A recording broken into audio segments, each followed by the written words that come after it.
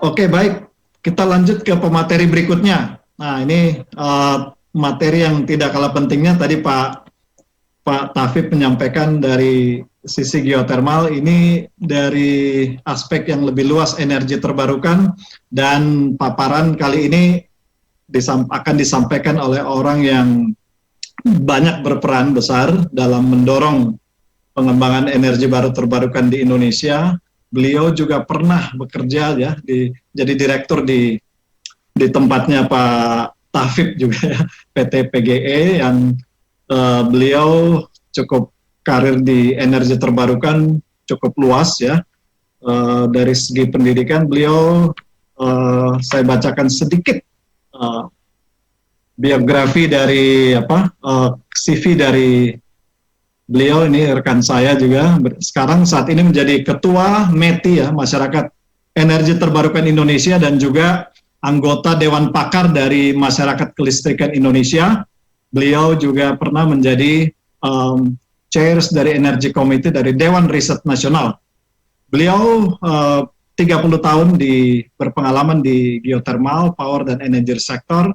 Pernah juga menjadi Presiden Indonesia Geothermal Association, dan salah satu capaian beliau selama menjadi ketua atau presiden dari INAGA adalah dengan sukses Indonesia pada saat itu di tahun 2010 hosting World Geothermal Congress, dan itu salah satu milestones dari pengembangan energi baru terbarukan di Indonesia.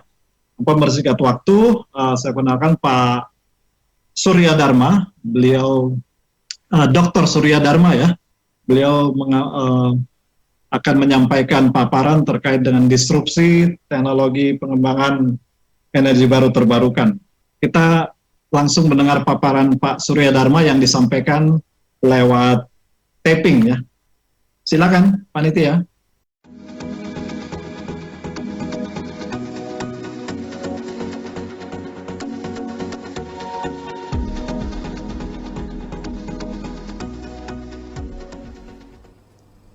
Assalamualaikum warahmatullahi wabarakatuh. Selamat pagi, selamat siang, selamat malam. Hadirin yang berbahagia, pertama-tama saya ingin menyampaikan terima kasih atas kesempatan yang diberikan kepada kami untuk bisa hadir pada kesempatan hari ini dalam rangka mengikuti acara The Five Save Indonesia Call Perhapi 2020. Saya ingin menyampaikan ucapan selamat ulang tahun kepada Perhapi yang pada tahun ini memasuki usia yang ke-30. Mudah-mudahan Perhapi akan jauh lebih maju daripada apa yang sudah berjalan selama ini. Terima kasih kepada Ketua Perhapi. Terima kasih juga pada panitia yang memberikan kesempatan kepada kami dari METI. Ini adalah sebuah kolaborasi yang luar biasa. Ini berarti bahwa tidak ada kompetisi antara energi terbarukan dan energi fosil. Oleh karena itu, hari ini kita akan berbicara bagaimana kolaborasi itu bisa berjalan, tidak hanya di Indonesia, tapi di seluruh persada dunia ini. Topik yang sangat menarik yang disampaikan kepada saya pada saat hari ini kita berbicara mengenai disrupsi dan perkembangan teknologi batubara terkini dari sisi potensi energi baru terbarukan di Indonesia. Oleh karena itu, saya telah mencoba membagi pembicaraan ini dalam beberapa session, mulai dari bicara apa itu disrupsi sedikit saja, kemudian bagaimana kondisi energi saat ini di Indonesia, kemudian nanti dari aspek kebijakan energi nasional, kemudian apa itu transisi energi, sedikit saja saya singgung. Kemudian baru kita melihat bagaimana Indonesia akan memasuki era energi terbarukan. Dan kemudian bagaimana tren global di dalam pengembangan energi terbarukan, baik di Indonesia maupun di dunia. Kemudian yang terakhir adalah baru kita lihat potensi energi terbarukan di Indonesia sendiri. Sebelum saya tutup dengan sebuah kesimpulan. Menarik memang kalau kita berbicara mengenai disrupsi, karena secara harfiah disrupsi itu adalah perubahan yang mendasar atau fundamental, yang kadang-kadang bisa memicu sebuah kekacauan kalau ini tidak diantisipasi dengan baik. Bisa terjadi sebuah gangguan, bahkan menimbulkan masalah yang mengganggu suatu peristiwa. Ini disebut dengan disrupsi. Dan oleh karena itu kita lihat bagaimana kegiatan yang sudah ada itu akan menggeser kegiatan dari kondisi nyata saat ini kepada kondisi maya di masa depan. Inilah sebuah disrupsi, perubahan akibat proses yang sekarang terjadi, digitalisasi, Internet of Things. Apalagi sekarang dengan kondisi COVID-19 sebagai pemacu disrupsi energi di seluruh penjuru dunia.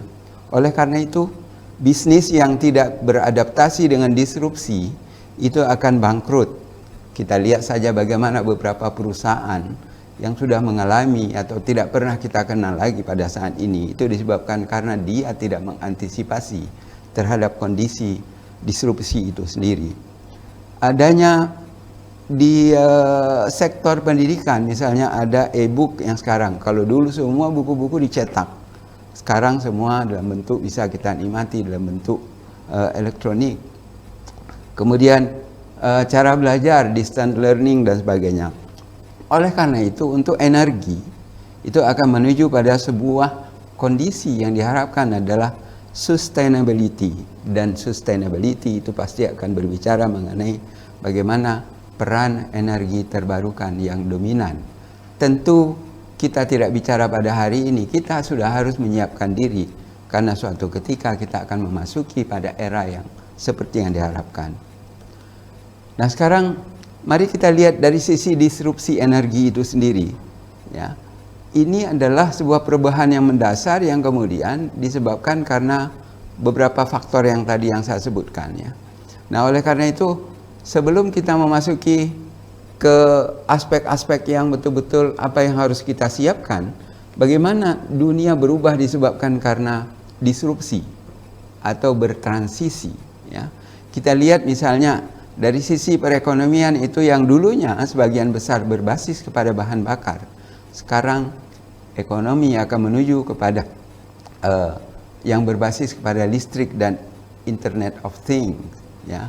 Kemudian bagaimana ekonomi itu akan berbasis kepada sumber daya energi yang sebagian besar berdasarkan fosil, yang disebut dengan fossil based economy, itu akan menuju kepada perekonomian yang berbasis nabati, yang berbasis kepada energi terbarukan, yang nanti di kita di Indonesia belum kita kenal itu, yang disebut dengan bio-based economy, yaitu perekonomian masyarakat yang bertumpu pada sumber daya nabati untuk penyediaan tidak hanya pangan, pakan, melainkan juga energi dan produk-produk industri lainnya. Mari sekarang kita lihat bagaimana kondisi di Indonesia pada saat ini. Memang di Indonesia pada saat ini kondisinya saya kira sebagian besar kita yang bergerak di sektor energi sangat paham bagaimana sebagian besar energi kita bergantung kepada energi fosil. Lebih dari 90% energi yang digunakan di Indonesia adalah energi fosil, dan sebagian besar bahan bakar yang digunakan saat ini posisinya sudah dalam keadaan yang sangat kritis karena produksi minyak yang dulu kita pakai sebagian besar kita produksi sendiri, tetapi sekarang sudah kita impor. Lebih dari 65% minyak itu kita impor.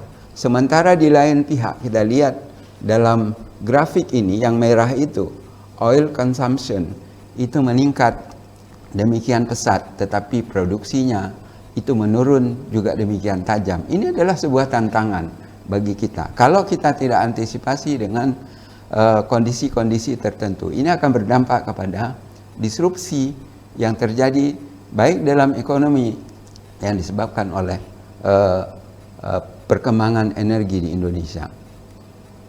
Nah, sekarang kita lihat bagaimana kondisi. Kalau di sisi kesiapan kita dari sisi energi fosil, National Reserve itu menurun demikian tajam kalau kita lihat di sini. Hampir tidak ada penambahan cadangan yang signifikan di dalam event dalam 2 dekade terakhir ini. Kita lihat grafiknya demikian tajam menurun. Sementara di lain pihak, renewable energy kontribusi itu sudah mulai meningkat juga tajam. Tidak di Indonesia, tapi di berbagai belahan dunia. Kita lihat misalnya Cina itu meningkat pemanfaatan energi terbarukan dalam 5 tahun itu lebih dari 115 gigawatt yang digunakan adalah dari sumber energi matahari. Ini sebuah tantangan bagi kita ke depan barangkali. Terlepas bahwa kita adalah sebagai negara produsen energi fosil, baik itu minyak, batu bara, dan gas. Kemudian apa yang menjadi tantangan bagi kita? Tantangan kita adalah di dunia saat ini sedang menghadapi kondisi di mana perubahan iklim menjadi sebuah komitmen yang bahkan oleh Indonesia sudah dimasukkan di dalam sebuah undang-undang yang disebut dengan Undang-Undang Perjanjian Paris, ya, Undang-Undang Nomor 16 Tahun 2016 tentang Perjanjian Paris, di mana Indonesia sudah berkomitmen untuk menurunkan emisi rumah kaca atau emisi karbon pada tahun 2030 sebesar 29%. Dan ini sumbernya dari mana? Sumbernya adalah dua yang paling besar. Satu dari kehutanan itu mencapai 17%. Kemudian yang kedua adalah sektor energi yang mencapai 11%. Dua sektor ini saja sudah 28%. Nah, ini merupakan sebuah tantangan bagi kita kalau kita tidak hati-hati di dalam mengelola energi kita, baik sekarang maupun di masa yang akan datang. Boleh saja kita berbangga bahwa kita adalah negara yang menjadi produsen atau eksportir batu bara yang saat ini adalah terbesar di dunia. Tetapi kalau tidak hati-hati, kita akan terjerumus kepada sebuah kondisi disrupsi yang tiba-tiba kita tidak siap dengan kondisi itu. Oleh karena itu, kita melihat ini adalah kondisi pada grafik di sini yang dibuat oleh perusahaan negara kita, oleh PLN, dalam mengantisipasi untuk tidak terjadinya disrupsi. Dan ini adalah sejalan dengan apa yang ada di dalam kebijakan energi nasional kita, bahwa tahun 2025 energi terbarukan akan meningkat pemanfaatannya dari posisi 5% pada tahun 2006 menjadi 23% pada tahun 2025. Dan bahkan pemanfaatan energi terbarukan itu akan meningkat kembali menjadi 31% pada tahun 2050. Ini adalah sebuah proses yang saya kira merupakan sebuah itikat yang sangat baik oleh para pengelola negara kita yang kemudian dicanangkan di dalam kebijakan energi nasional.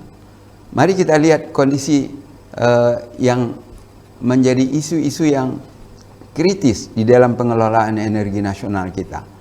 Di grafik ini kita bisa melihat bahwa gas yang merupakan salah satu andalan kita di dalam pemanfaatan energi nasional, ya, tetapi dari sebuah penelitian yang dilakukan oleh BPPT bersama dengan Universitas Indonesia itu menyatakan bahwa tahun 2027 Indonesia akan menjadi negara net importer dari gas. Walaupun sekarang kita masih impor, tapi ekspornya jauh lebih besar daripada impor. Tetapi tahun 2027 yang hanya tinggal 7 tahun lagi, itu akan menjadi negara pengimpor seperti kita impor minyak sekarang. Kita dulu menjadi produsen, eksportir, sekarang menjadi importir yang lebih dari 65%. Demikian juga dengan gas. Bagaimana dengan batu bara? Ini saya bicara di forum Perhapi, di forum sebagian besar adalah ahli-ahli pertambangan batu bara. Ini perlu hati-hati karena dari studi yang dilakukan oleh BPPT dan Universitas Indonesia, dengan kondisi yang seperti sekarang, produksi batu bara pada posisi 400 juta ton per tahun, ya, dengan pemanfaatan seperti sekarang, maka tahun 2046 Indonesia akan menjadi net importer batu bara. Ini studi, saya tidak mengada-ada. Ini adalah studi, dan apalagi kalau kita lihat sekarang produksi batu bara kita bukan 400 juta ton per tahun, tetapi 600 juta ton per tahun. Itu artinya posisi Indonesia akan lebih mempercepat posisi Indonesia menjadi net importer batu bara. Ini adalah sebuah tantangan. Saya kira ahli-ahli di sini semua ada, mestinya ini menjadi perhatian yang sangat besar. Kemudian bagaimana kondisi kalau kita lihat penggunaan listrik di Indonesia yang sebagian besar ya memanfaatkan batu bara. Kita lihat di sini di dalam grafik ini ya, paling kiri itu yang terbesar itu adalah sumbernya dari batu bara. Bahkan PLN sekarang sudah menggunakan batu bara untuk pembangkitan listrik di seluruh Indonesia itu lebih dari 60%. Sisanya itu ada dari gas, kemudian ada dari energi terbarukan. Energi terbarukan mungkin masih sangat kecil, kurang dari 10%. Ya. Nah, bagaimana kebijakan energi nasional? Kalau kita lihat dari kebijakan energi nasional, itu clear memang. Ya, ada 5 poin yang disebut sebagai kebijakan. 1, memaksimalkan pemanfaatan energi terbarukan. Artinya energi terbarukan itu menjadi prioritas. Dan oleh karena itu kita memang harus bersinergi antara perusahaan-perusahaan yang bergerak di sektor energi fosil, pertambangan dan sebagainya.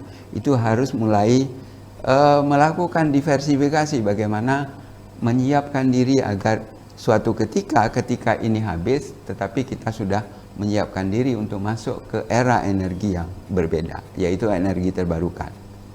Yang kedua, meminimalkan penggunaan minyak bumi. Memang harus dilakukan. Kalau tidak, yang sekarang menjadi importir, lebih dari 65% yang kita impor, itu akan mengancam ketahanan energi nasional kita.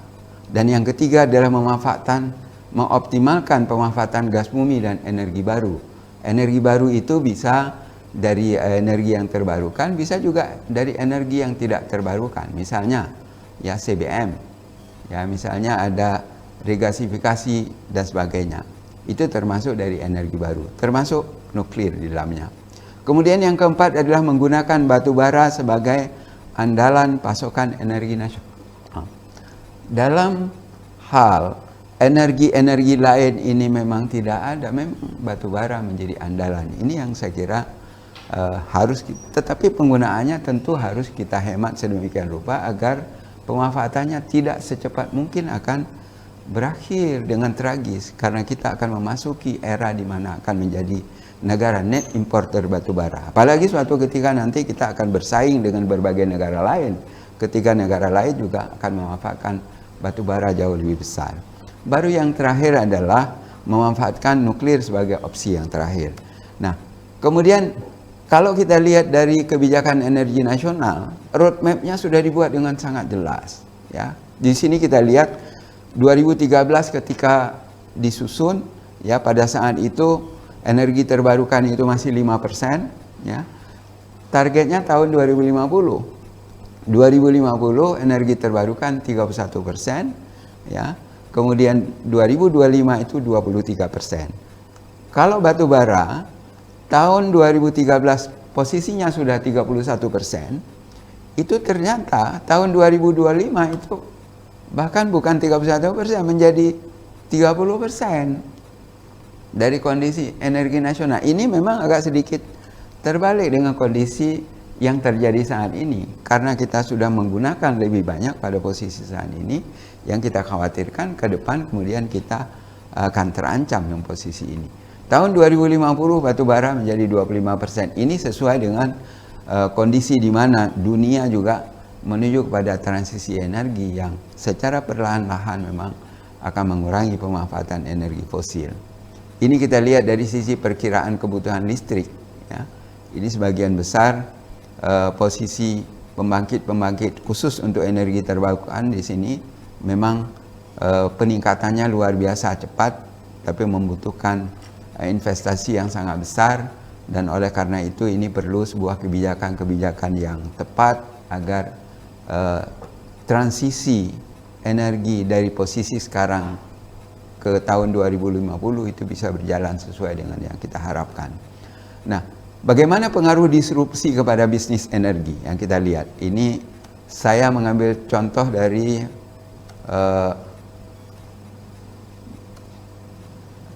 ini apa begini ya? Oke. Bagaimana arah pengembangan teknologi batubara? Kalau saya ingin melihat dari situ, dari sisi emisi gas rumah kaca dan perjanjian Paris, memang sebagian besar emisi itu dihasilkan dari pembangkit batubara. Itu kita tidak bisa elakkan dari posisi itu.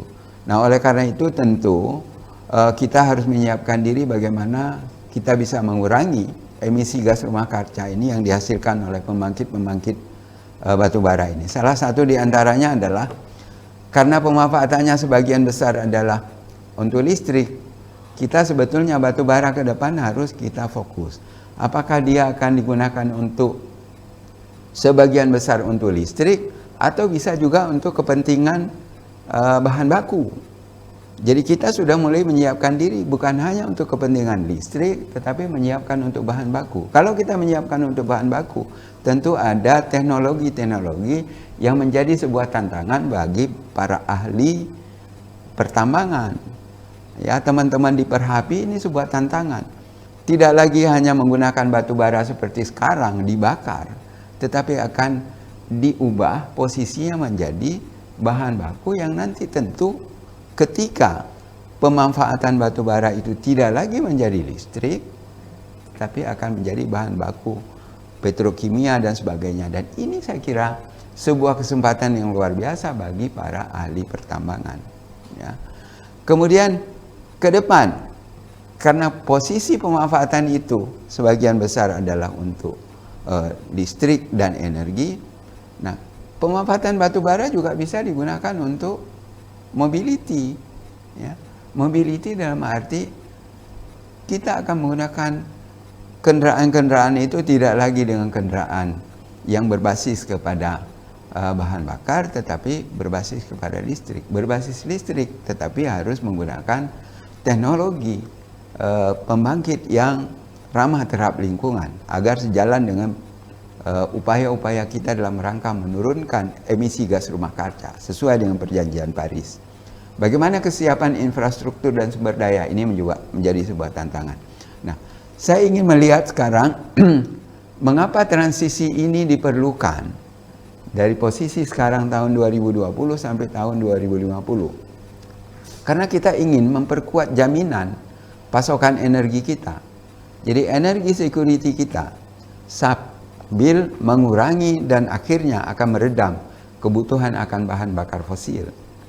Dari posisi sebagai bahan bakar menjadi bahan untuk pembangkit dan sebagainya. Kemudian yang kedua, akan mengembangkan industri sambil menyehatkan neraca pembayaran. Ya. Jadi ada countries balance of payment. Jadi kalau kita bisa melakukan transisi dari posisi sekarang sebagian besar kita impor energinya, ya, dan batu bara kemudian kita ekspor, akan terjadi balancing dari posisi ini. Yang ketiga, akan membuka lapangan dan kesempatan kerja yang lebih baik. Keempat, meningkatkan kreasi nilai tambah dari hasil dari industri yang dihasilkan oleh sektor pertambangan ini, batu bara dan sebagainya, karena kita tidak ekspor dalam bentuk bahan baku, ya, tetapi kita gunakan untuk kepentingan dalam negeri. Dan yang terakhir adalah mengurangi pemanasan global, emisi gas rumah kaca. Nah, dari sisi kondisi energi transisi di dunia sekarang kita lihat, ya, bagaimana Cina di sini saya ambil contoh saja dari empat negara yang paling besar gitu ya. Ada Cina, ada India, ada Amerika dan juga Jerman. Jerman mewakili Eropa, Amerika itu mewakili negara-negara bagian Amerika. Kemudian India dan Cina itu adalah dua superpower energi di kawasan Asia, saya kira saat ini. Memang mereka adalah pengguna batu bara yang paling besar. Ya. Demikian halnya juga dengan kalau kita lihat di kawasan Asia, maka Indonesia menjadi superpowernya pengguna energi fosil yang paling besar. Ya, kita lihat. Ini merupakan sebuah tantangan ya dalam transisi ke depan. Bagaimana kemudian memasuki era energi terbarukan? Saya ingin memperlihatkan bahwa energi terbarukan itu ada 6 klaster sebetulnya. Ada panas bumi, ada air, ada bioenergi, energi matahari, surya, energi angin, dan energi arus atau gelombang laut. Ya. Nah, kalau kita akan masuk ke era energi terbarukan, kenapa menjadi penting masuk ke era energi terbarukan? Karena Indonesia memiliki potensi energi terbarukan itu cukup besar. Dan 6 klaster yang termasuk dalam energi terbarukan, semuanya kita punya di Indonesia. Tidak ada negara di dunia ini yang lain yang memiliki potensi energi terbarukan yang lebih lengkap daripada kita. Ada negara-negara di Eropa, mereka mungkin hanya punya ada air, ada matahari, ada angin, ya, tapi mereka tidak punya laut. Atau bahkan mereka tidak punya geotermal dan sebagainya. Kita punya semuanya. Nah, ini potensi kelebihan kita kalau kita masuk ke era energi terbarukan. Energi terbarukan tidak dapat ditransportasi kecuali setelah dikonversi menjadi energi.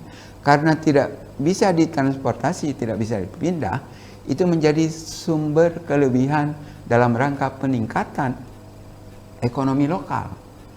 Masyarakat kita sebagian besar berada di pedesaan, daerah tertinggal, daerah terpencil. Dan ini bisa meningkatkan ekonomi mereka. Kalau ini bisa kita manfaatkan lebih baik. Energi terbarukan itu tersebar di seluruh pelosok tanah air. Berbeda dengan energi fosil. Energi fosil mungkin ada tempat-tempat tertentu tapi tidak ada di tempat yang lain. Tapi energi terbarukan tidak ada tempat yang tidak ada.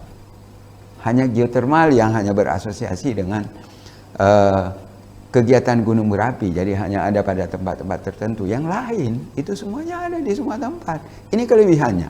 Ya. Kemudian keempat, meningkatkan perekonomian lokal. Saya sudah jelaskan tadi itu.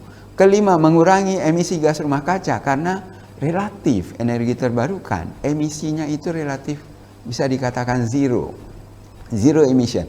Ini kelebihan. Yang keenam, harga lebih stabil karena once kita bangun memang memerlukan investasi di awal besar, tetapi setelah kita selesaikan dia akan jalan. Ya. Dia akan jalan minimal 30 tahun. 30 tahun satu generasi kita itu sudah terjamin. Ya. Jadi harga lebih stabil. Cenderung sekarang bahkan harga-harga itu lebih rendah. Saya mendapatkan misalnya bagaimana harga tender yang terakhir di Spanyol, harganya itu lebih kecil dari 4 sen per kWh. Ini luar biasa. Bahkan kalau kita lihat di negara-negara Timur Tengah, di Abu Dhabi itu lebih kecil dari 2 sen gitu ya. Jadi makin lama itu makin kecil. Kalau kita bandingkan dengan beberapa tahun yang lalu, ya belasan tahun yang lalu, itu masih 40-50 sen per kWh, tapi sekarang sudah di bawah 10 sen. Ini sebuah keuntungannya. Kemudian yang ketujuh, banyak peluang pengembangan teknologi melalui riset. Karena ini sesuatu yang baru, tentu akan membuka kesempatan riset yang jauh lebih bagus kepada teman-teman kita, kepada sumber daya manusia kita. Ya. Kemudian ada potensi yang lebih efisien. Jadi teknologi akan makin lama akan makin bagus, karena itu akan makin efisien, akan makin lebih efektif. Jadi peluang-peluang ini sebetulnya merupakan sebuah tantangan yang harus bisa dimanfaatkan oleh SDM kita. Kita sekarang sedang pada masa bonus demografi, ya. Para pekerja kita yang usia kerja itu jauh lebih besar dibandingkan orang yang tidak produktif. Nah, ini adalah sebuah tantangan yang harus bisa dimanfaatkan oleh berbagai SDM kita. Kemudian banyak ragam teknologi karena ada 6 klaster, jadi tentu setiap klaster itu punya teknologi yang berbeda-beda, gitu ya. Kemudian potensi kesempatan berkarya bagi SDM yang lebih luas. Kemudian energi terbarukan dapat digunakan sebagai bahan bakar, bahan baku industri dan ketenaga listrikan. Jadi tidak hanya terbatas untuk kepentingan listrik, tetapi bisa untuk bahan bakar, tapi bisa juga untuk bahan baku industri. Gitu. Kemudian yang ke-13, ketahanan energi yang lebih kuat. Karena sumbernya dalam negeri, kita tidak bergantung kepada impor, tentu akan mempertahankan atau meningkatkan ketahanan energi kita. Kemandirian kita akan jauh lebih baik. Dan yang terakhir, menyesuaikan dengan kecenderungan dunia yang berubah menuju kepada era energi terbarukan. Saya akan memperlihatkan bagaimana dunia sekarang berubah menuju kepada era energi terbarukan. Ini adalah fase-fase, ya. Dunia akan menuju kepada era energi terbarukan. Kita lihat sebelum tahun 2025, yang merah yang sebelah kiri itu adalah posisi di mana fosil energi sangat dominan dan termasuk energi nuklir. Tetapi secara perlahan-lahan energi fosil dan energi nuklir ini akan berkurang sangat signifikan memasuki era tahun 2025 sampai tahun 2050. Inilah yang disebut dengan transisi energi, ya. Tahun 2050 kita lihat di sini energi terbarukan itu sudah dominan. Yang merah itu sudah sangat kecil. Yang merah itu adalah energi fosil dan nuklir.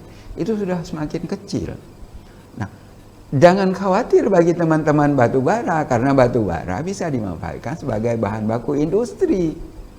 Nggak penting. Jadi jangan kita menganggap, sering kali ada orang menganggap, Pak Surya, ini kalau Bapak mengembangkan energi terbarukan, kita punya potensi batubara nanti menjadi pesaing Bapak.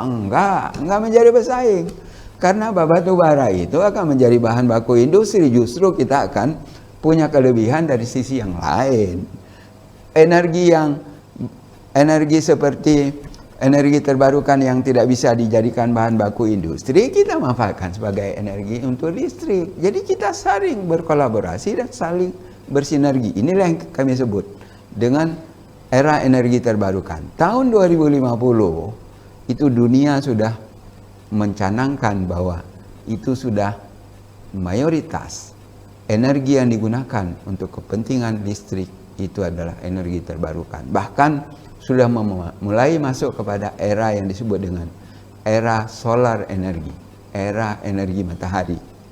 Karena satu-satunya energi yang tidak akan berakhir di dunia ini adalah energi matahari. Kalau matahari berakhir, artinya dunia kiamat, kita sudah tidak ada lagi. Nah, karena itu marilah kita bersiap-siap menuju kepada era energi matahari itu. Ya. Bagaimana tren global dalam menuju ke sana? Nah, ini tren globalnya saya kasih lihat, ya. Kapasitas terpasang energi terbarukan dalam pembangkitan kita lihat memang makin hari makin meningkat, ya. Secara total kita lihat di sini ada gigawattnya lebih dari 1000 gigawatt secara seluruh dunia, ya. Ini dalam gigawatt. Bahkan Cina itu menduduki peringkat pertama untuk kapasitas terpasang energi terbarukan. Selama ini Cina adalah negara yang paling kotor karena mereka adalah pengguna batu bara yang paling banyak di dunia, yang terbesar. Tapi sekarang dia menjadi pengguna energi terbarukan nomor 1 juga di dunia. Jadi kita lihat bagaimana mereka mulai berubah gitu, ya. Kemudian investasi, dari sisi investasi juga meningkat, kita lihat di sini, ya, berubah besar sekali peningkatannya. Ranking investasi, kalau kita lihat dari sisi ranking investasi, Cina itu menempati ranking investasi yang terbesar untuk energi terbarukan. Mereka tidak segan-segan, bahkan untuk riset mereka adalah yang terbesar juga di dunia, kalah Amerika. Jadi kalau Amerika kemudian memang khawatir, ya, terhadap Cina, karena mereka memang punya kelebihan-kelebihan yang lebih besar karena mereka alokasikan semua resourcesnya untuk kepentingan masa depan. Jadi bukan untuk kepentingan hari ini, dia lihat betul-betul untuk kepentingan masa depan, ya. Bahkan kalau di sini kita lihat negara-negara kecil pun seperti Marshall Island pun mereka alokasikan investasi untuk energi terbarukan besar. Indonesia memang masih bagus untuk sektor geothermal, ya, untuk energi terbarukan, tapi tidak dalam hal lain. Hanya dalam beberapa tahun terakhir barangkali sedikit mengalami tantangan dalam pengembangan energi panas bumi ini. Amerika Serikat juga leading, tetapi dia leadingnya adalah untuk biodiesel, kemudian etanol dan sebagainya. Sedangkan Afrika Selatan itu adalah untuk solar thermal.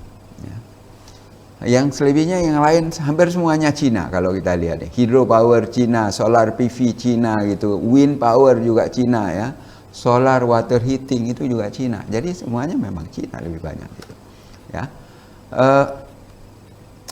Kemudian bagaimana posisi sumber daya energi terbarukan di Indonesia, kita punya potensi cukup besar. Ya.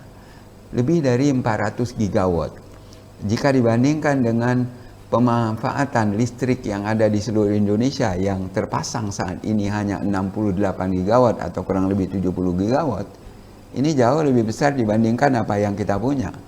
Kita punya 417 gigawatt, tapi yang dimanfaatkan untuk pembangkitan listrik, dan itu sebagian besar adalah dari energi fosil, itu baru 70 gigawatt. Artinya dari sisi potensi ini jauh lebih punya peluang untuk kita manfaatkan ke depan.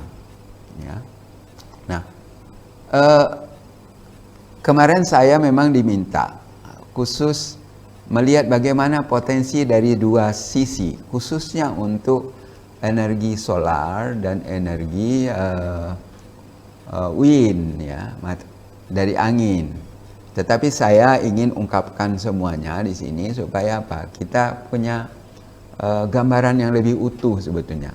Saya sengaja buat dalam tabulasi di sini bahwa semua provinsi di Indonesia itu punya potensi ini. Gitu. Jadi untuk kepentingan pengembangan industri batubara, sebetulnya listriknya itu bisa saja digunakan dari energi terbarukan dan sebagainya. Ya. Ini kita lihat di sini. Solar itu mulai dari Aceh sampai Nusa Tenggara yang nomor 19 itu ada, ya, wind juga demikian gitu ya. Geothermal juga ada gitu, hampir semuanya ada di dalam tabulasi ini kita lihat ya. Kemudian Kalimantan Barat ya, beberapa di antaranya memang beberapa daerah, beberapa provinsi dia tidak punya energi laut gitu ya, karena apa? Posisi provinsinya itu terletak di tengah-tengah, tidak berhubungan langsung dengan laut. Tapi ada daerah-daerah yang langsung berhubungan dengan laut. Misalnya di sini Papua kita lihat. Papua itu adalah negara, apalagi Papua Barat gitu ya, itu langsung berhubungan dengan laut gitu. Maluku, Indonesia Timur itu semuanya adalah berhubungan dengan energi laut. Tetapi kalau energi angin, energi matahari, seluruh pelosok Indonesia ini ada. Bukan tidak ada. Teknologinya barangkali menjadi tantangan bagi kita. Saya kira ini adalah sebuah tantangan bagi periset dan SDM Indonesia. Ya. Untuk hidro bagaimana sekarang? Kalau bagi hidro itu sebagian besar, hampir seluruh pelosok tanah air itu ada. Baik yang besar maupun yang kecil. Bahkan di kali-kali kecil pun ada gitu ya untuk hidro. Ini yang belum optimum. Kita punya potensi hidro itu ada 75 gigawatt kalau dikonversi menjadi energi listrik. Tetapi yang baru dimanfaatkan itu kan sangat kecil, kita lihat ya. Untuk hidro itu yang baru dimanfaatkan itu baru sekitar 6.000 megawatt atau 6 gigawatt. Dari 75 gigawatt itu masih ada potensi, masih 60-an lebih gigawatt yang belum termanfaatkan dari sisi untuk energi hidro.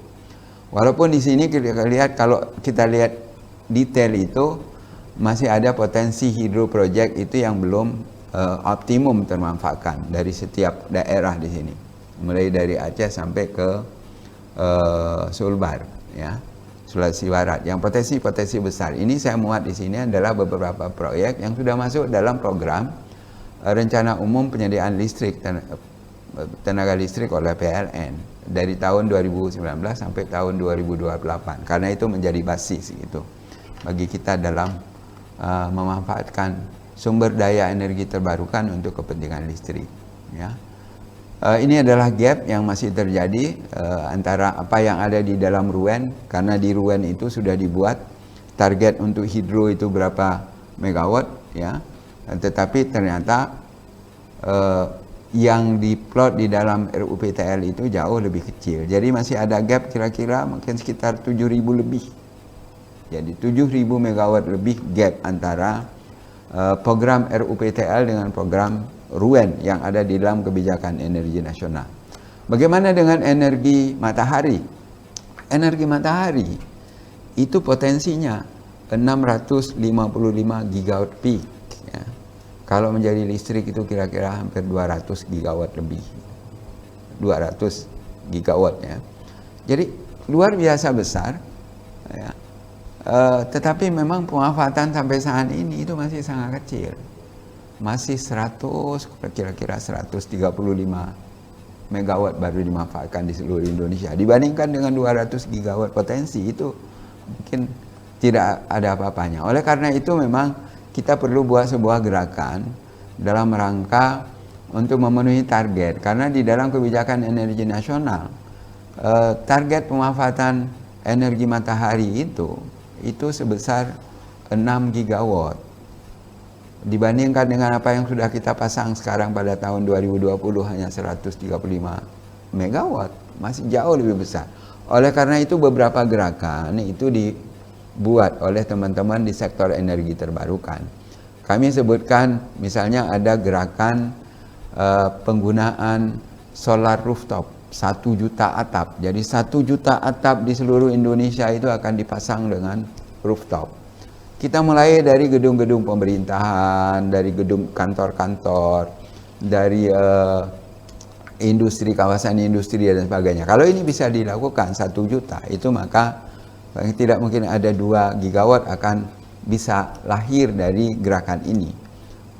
Ditambah dengan pembangkit-pembangkit nanti yang barangkali yang on grid, yang nanti pembangkit itu yang langsung terkoneksikan dengan pembangkit listrik dari PLN. Ya.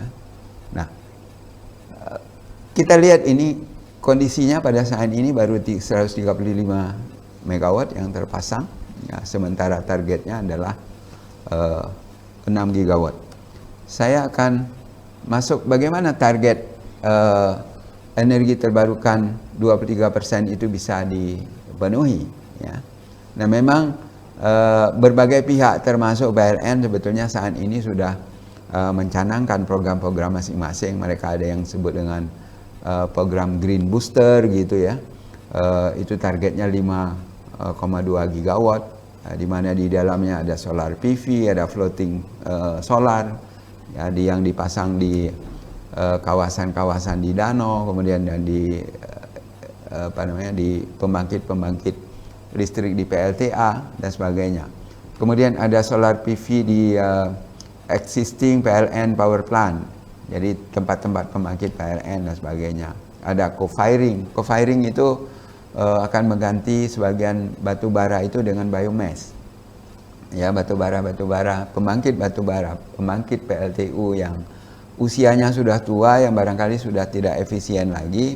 Nah, itu akan digunakan dengan biomass. Ya.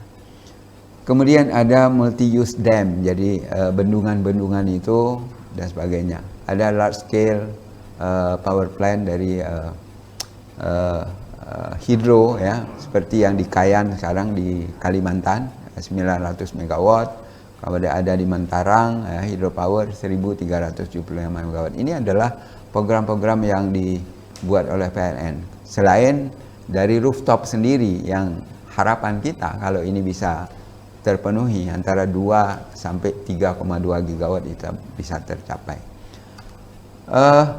Sekarang saya masuk kepada kesimpulan dari kondisi itu. Memang dengan terbatasnya kemampuan produksi migas Indonesia itu memang mengharuskan pemerintah yang sekarang banyak mengimpor migas untuk menjamin ketersediaan energi.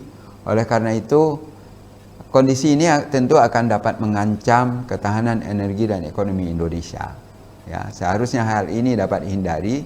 Oleh karena itu potensi energi terbarukan yang cukup besar di Indonesia selayaknya itu dimanfaatkan sebagai penggerak ekonomi lokal, dan juga dalam kondisi COVID sekarang ini itu akan menjadi sumber daya energi yang bisa memulihkan kondisi perekonomian Indonesia. Kemudian yang kedua, pemerintah harus melihat pemanfaatan dan penjaminan ketersediaan energi dalam jangka panjang, sehingga kebijakan yang diambil itu tidak bersifat short term. Kalau short term itu hari ini kurang energi, kita supply aja dari mana, kalau kurang kita impor dan sebagainya. Tapi kalau long term kita buat sebuah perencanaan yang baik, bagaimana memenuhi kebutuhan energi itu jangka panjang. Kemudian kebijakan energi nasional yang sudah jabarkan di dalam RUEN, Rencana Umum Energi Nasional, dan peraturan perundangan lainnya, itu memang selayaknya menjadi acuan sepenuhnya di dalam pengelolaan dan pemanfaatan energi kita di masa depan. Disrupsi yang terjadi akibat industri 4.0 dan juga pengaruh COVID-19 yang sekarang ini memang harus diantisipasi dan dimanfaatkan oleh perusahaan-perusahaan energi saat ini, termasuk industri batubara. Ya. Oleh karena itu, potensi energi baru terbarukan yang memadai di Indonesia ini diharapkan akan mampu menjadi substitusi energi fosil yang saat ini dominan sesuai dengan tuntunan zaman. Saya kira ini adalah sebuah acara yang sangat baik, ya, yang tentu saja menjadi ajang bagi para pelaku di sektor bisnis, kemudian para sumber daya manusia, sehingga mereka dapat saling tukar-menukar informasi, dan saya kira harus dimanfaatkan semaksimal mungkin baik oleh industri maupun oleh SDM di sektor pertambangan dan energi maupun di sektor non-energi fosil, karena ini adalah sebuah ajang untuk bisa berkolaborasi dengan baik. Saya kira ini menjadi sebuah pembelajaran yang sangat bagus, ya, kalau kami melihat apa yang terjadi di beberapa negara di belahan dunia ketika COVID-19 ini, maka penggunaan energi itu sangat banyak berpengaruh dan berkurang, ya. Bahkan beberapa negara Eropa itu berkurangnya hampir 40%, jadi minus 39 sampai 40%. Ada yang minus 17, ada yang minus 30 dan sebagainya. Nah, ketika terjadi itu memang mau tidak mau penggunaan energi itu pasti akan ada berkurang.